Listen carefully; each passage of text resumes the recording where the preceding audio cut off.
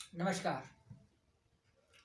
राम रामेति रामेति रमे रामे मनोरमे सहस्रनाम तातुल्यम राम नाम वरानने।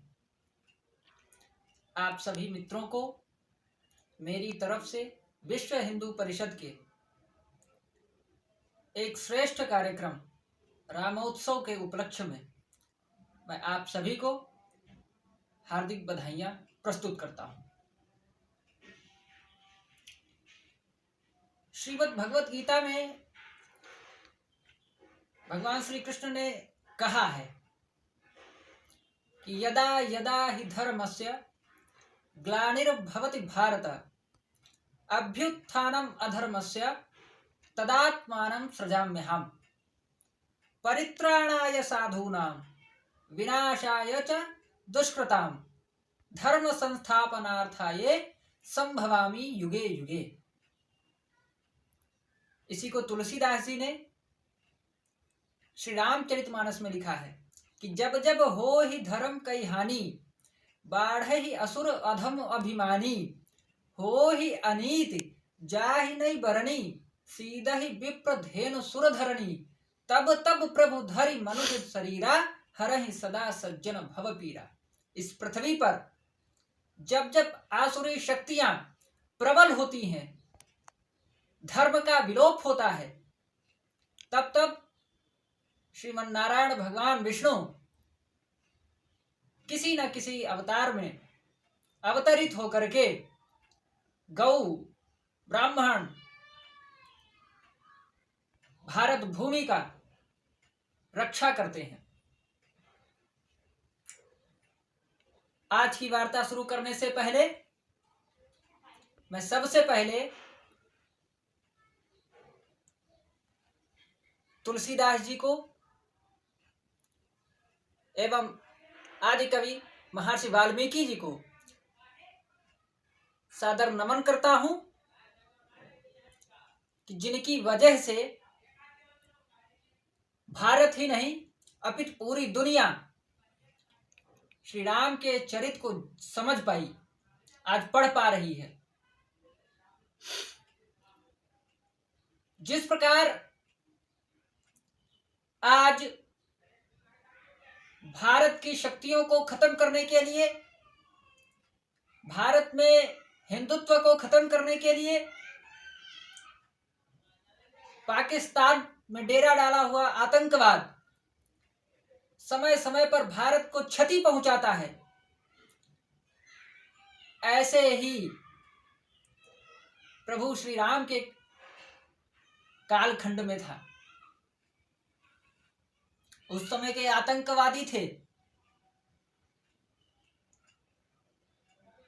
मारीच, सुपड़खा, सुबाहु, खर, दूषण, कुंभकर्ण, मेघनाथ, और इनका जो डान था, इनका जो मुखिया था, वो था रावण।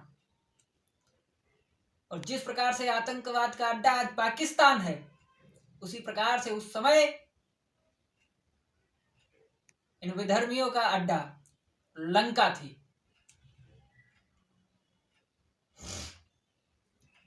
लेकिन इस आसुरी शक्ति को समाप्त करने के लिए अयोध्या में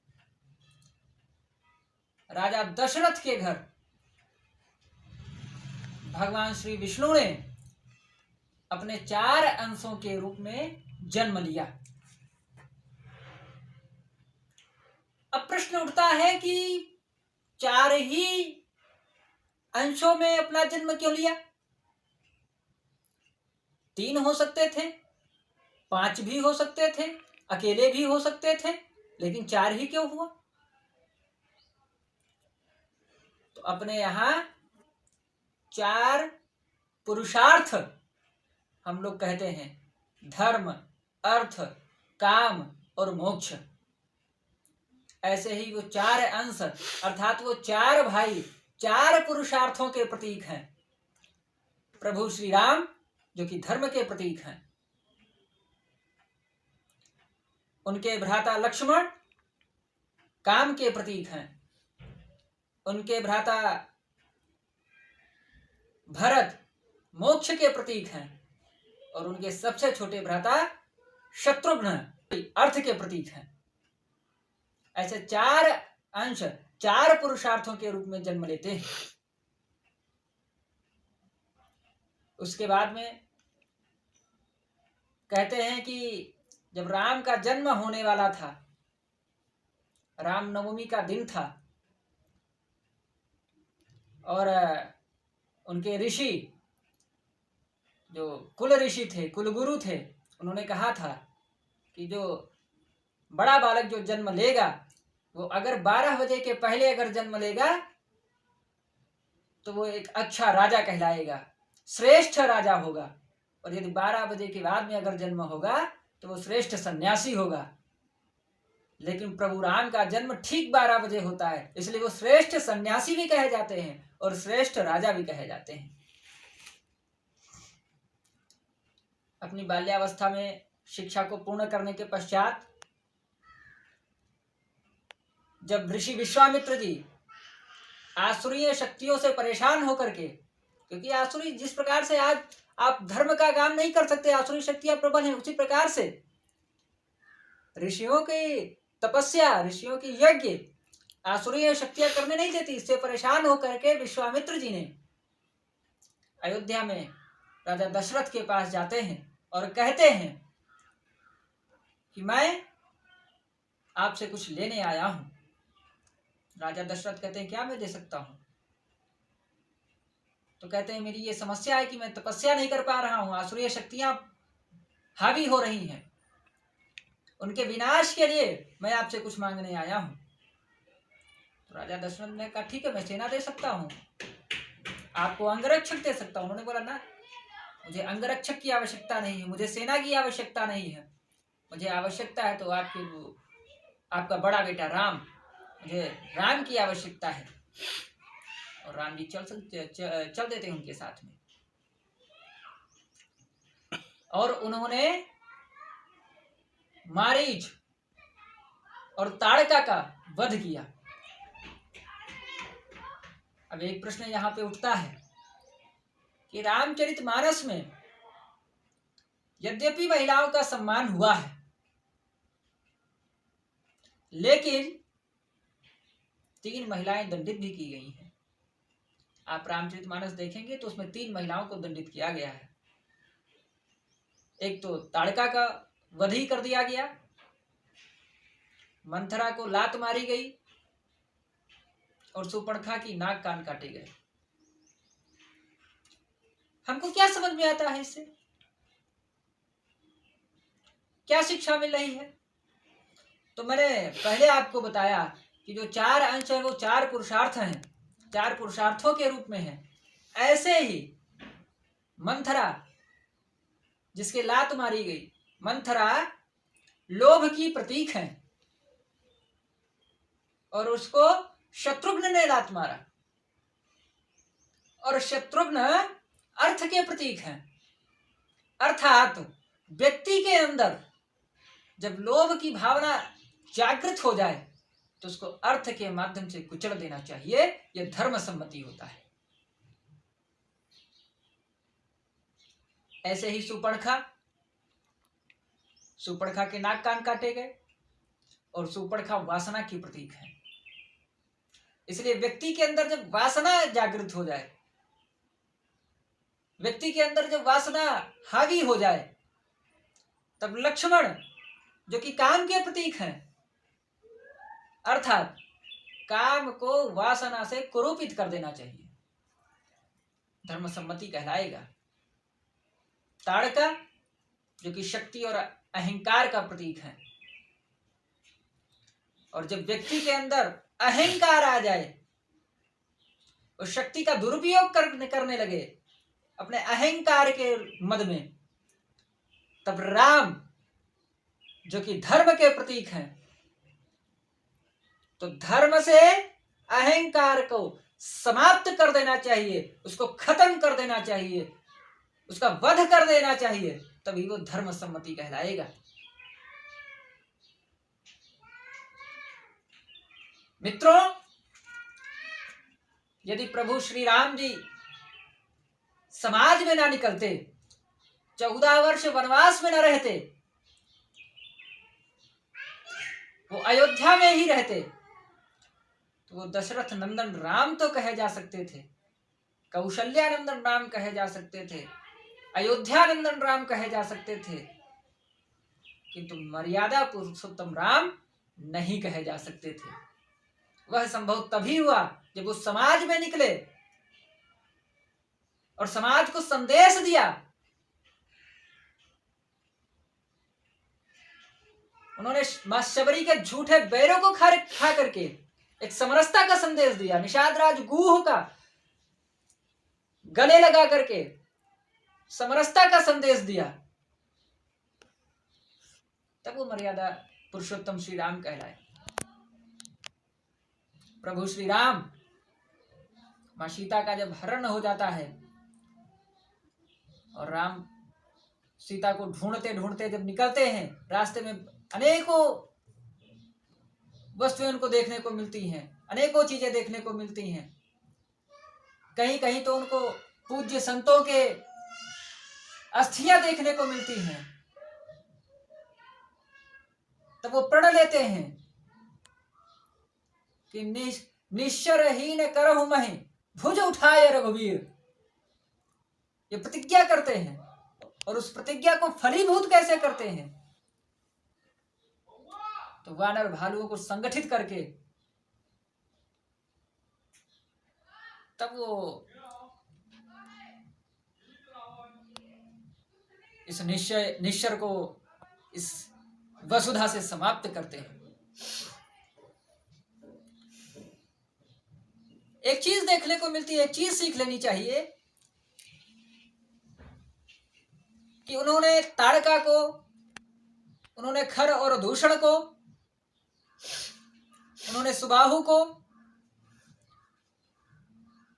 सीधे समाप्त ही कर दिया। अर्थात किसी बातचीत को उन्होंने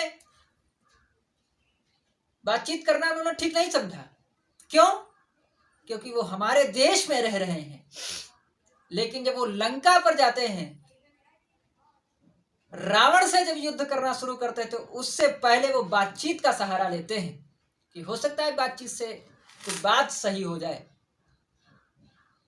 अर्थात मेरा जो ये देश है, जो राष्ट्र है, इस राष्ट्र के जो अंदर के जो शत्रु हैं, जो राष्ट्र को हनन करने का काम कर रहे हैं, आसुरी शक्तियों को बढ़ाने का जो काम कर रहे हैं, उनसे बातचीत करने की आवश्यकता नहीं है, उनसे समझौता कराने की आवश्यकता नहीं, समझौता करने की आवश्यकता नहीं है, उनको सीधे समाप्त करने की आवश्यकता है।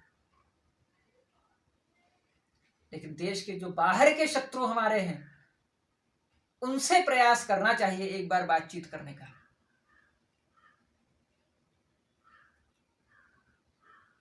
हमको भगवान श्री राम के जीवन से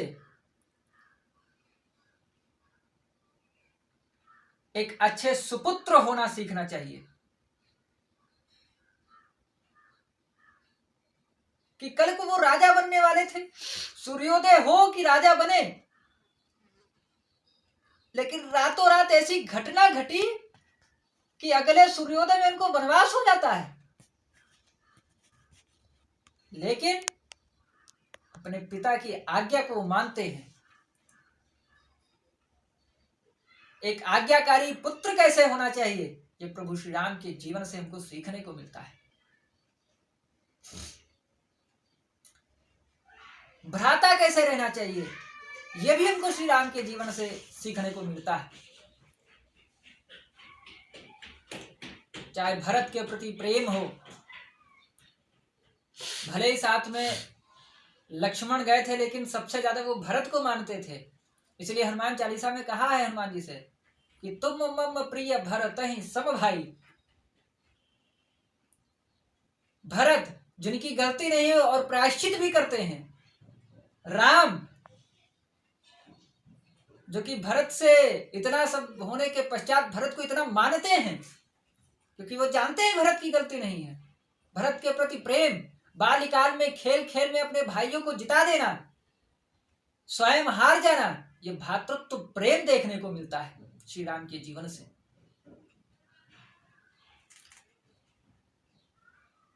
श्री राम के जीवन से एक अच्छा पति ये देखने को मिलता है। मां सीता के लिए उनके संघर्ष,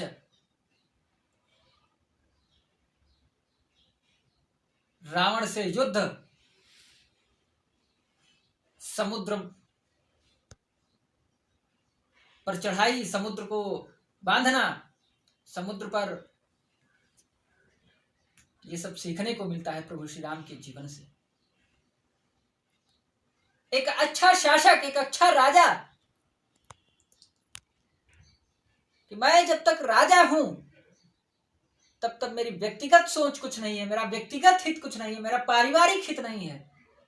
मैं जो भी करूंगा वो जनता के हित में करूंगा। जो प्रजा चाहेगी प्रजा के अनुरूप करूंगा। ये प्रभु श्री राम के जीवन से हमको सीखने को मिलता है। राम कहना तो सरल है, राम बनना ही कठिन है। रामचरितमानस को पढ़ना तो बहुत सरल है, लेकिन प्रभु श्री राम के जीवन चरित्र को आत्मसात करना ये कठिन है। उनके जीवन को आत्मसात करना चाहिए।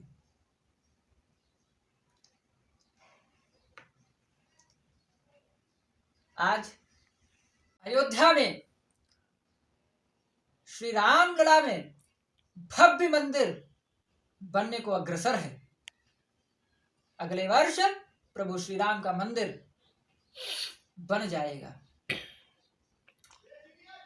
उसको ना बने इसके लिए कितने प्रयास हुए। क्या किसी ने ये कल्पना की थी कि पृथ्वीराज चौहान के बाद में एक ऐसा शासनकाल आएगा, एक ऐसा कालखंड आएगा जिस कालखंड में भगवान श्री राम का मंदिर बनेगा, और उस मंदिर की जब आधारशिला रखी जाएगी, जब शिलान्यास होगा, तो मुख्य यजमान की भूमिका में कोई और नहीं बल्कि इस देश का प्रधानमंत्री होगा। प्रभु श्री राम लला का विग्रह जब स्थायी मंदिर से अस्थायी मंदिर की ओर ले जाया जाएगा, तब कोई और नहीं बल्कि उस राज्य का मुख्यमंत्री आदर सहित अपनी गोद में उसको लेकर जाएगा। क्या किसी ने यह कल्पना की थी?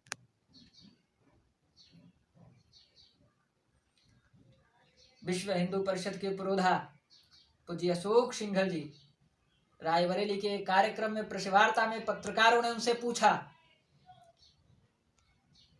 कि यदि अयोध्या में आप रामलला पर राम मंदिर का निर्माण करा लेंगे तो आपको क्या मिल जाएगा, हिंदुओं को क्या मिल जाएगा? पूज्य अशोक सिंघल जी ने जवाब दिया कि हिंदुओं का माथा ऊंचा हो जाएगा। उस माथा ऊंचा करने के लिए 495 वर्षों तक अनवरत संघर्ष हुआ है, और उसमें विजय श्री को हम प्राप्त हुए हैं। किसी ने कहा कि अब राम मंदिर बन गया, ये भारतीय संस्कृति की पुनर्प्रतिष्ठा है। किसी ने कहा कि अयोध्या में राम मंदिर बनने पर भारतीय संस्कृति की पूर्णाहुति है। ना, ये पूर्णाहुति नहीं है, ये तो शुरुआत है। हिंदू संस्कृति की भी पूर्णाहुति नहीं हुई। क्यों नहीं पूर्णाहुति हुई? कि जब तक इस देश में, आप बिहार में जाइए आपको बख्तियार जंक्शन मिलेगा, आप दिल्ली में जाइए शाहजहां रोड मिलेगी, अकबर रोड मिलेगी, हुमायूं रोड मिलेगी, कश्मीर में चला जाइए मुगल रोड मिलेगी। जब तक ये समाप्त नहीं होगा तब तक धार्मिक स्वतंत्रता हमको प्राप्त नहीं होगी, और धार्मिक संस्कृति की पुनर्प्रतिष्ठा नहीं हो पाएगी। भाई बिहार में जो बख्तियार जंक्शन है, कौन थे ये महापुरुष बख्तियार? ये वही है ना जिन्होंने नालंदा विश्वविद्यालय को जलाया। कौन है ये अकबर? कौन है शाहजहां? कौन है ये मुगल? क्या योगदान रहा है इनका भारत के इतिहास में? गायें काटी इन्होंने, मंदिर तोड़े इन्होंने, महिलाओं का मान भंग इन्होंने किया है, और इन्हीं के नाम पर हम स्टेशन रख रहे हैं, हमारी सड़कें इन्हीं के नाम पर हैं। जब तक ये समाप्त नहीं होगा तब तक हमको धार्मिक स्वतंत्रता नहीं मिलेगी, और जब तक हमको धार्मिक स्वतंत्रता प्राप्त नहीं होगी तब तक धर्म की पुनर्प्रतिष्ठा नहीं हो पाएगी। इसलिए इसको समाप्त करना आवश्यक है। और आज स्थितियां बदल रही हैं, परिवर्तन हो रहा है। पहले अगर कोई विदेशी हमारे यहाँ भारत में आता था तो उसको आगरा का ताजमहल दिखाया जाता था, और जब वो जाता था तो उसको आगरा की प्रतिलिपि दी जाती थी। आज परिवर्तन हो रहा है। आज चाहे इकबाल खावें और चाहे बख्तियार खावें, उनको गंगा की आरती दिखाई जाती है, और जब उनको वापस भेजा जाता है, उनकी विदाई की जाती है, तब उनको श्रीमद् भगवद गीता भेंट की जाती है। ये हमारी धार्मिक स्वतंत्रता है, धार्मिक पुनर्प्रतिष्ठा की शुरुआत है, और इसको हम प्राप्त करके ही रहेंगे। और विश्व हिंदू परिषद निरंतर इसके लिए संघर्ष कर रहा है, और इस संघर्ष में हम विजयी होंगे, हमको विजय प्राप्त होगी।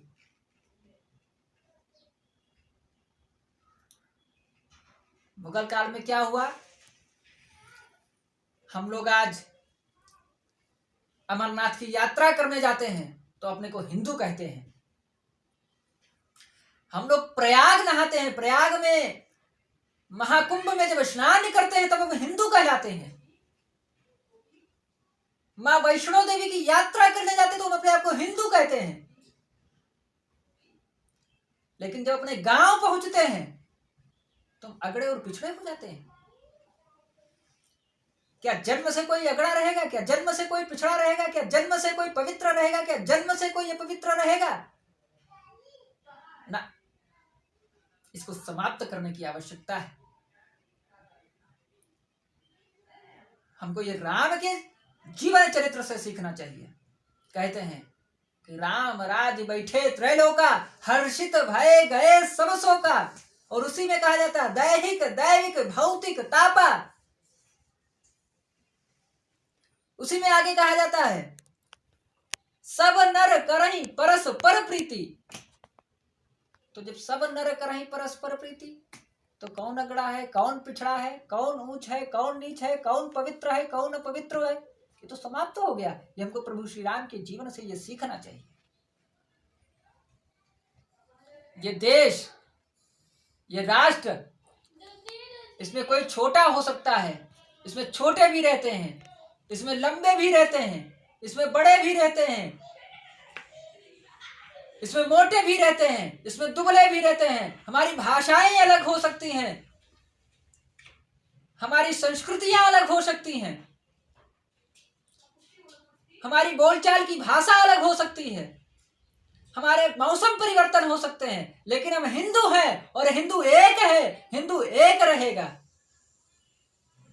और तभी प्रभु श्री राम के जीवन चरित्र को हम सशक्त कर सकते हैं। और जब श्री राम के जीवन चरित्र को हम सशक्त करेंगे तब हिंदू सशक्त होगा, और जब हिंदू सशक्त होगा तब विश्व सशक्त होगा, और जब विश्व सशक्त होगा तब हम सभी सशक्त रहेंगे।